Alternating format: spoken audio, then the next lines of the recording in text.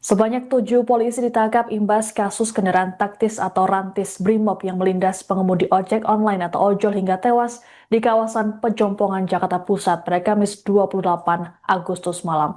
Mereka langsung diamankan oleh Propam Mabes Polri dan juga Propam Mako Brimob. Kadif Propam Polri, Irjen Pol Abdul Karim, dalam keterangannya di RSCM Jakarta Pusat mengatakan 7 polisi tersebut berasal dari Kesatuan Brimob Polda Metro Jaya.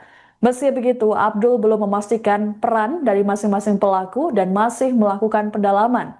Abdul menegaskan Polri bakal melakukan seluruh proses penanganan kasus secara cepat dan transparan. Penanganan kasus ini juga akan melibatkan pihak eksternal, yaitu Komisi Kepolisian Nasional atau Kompolnas.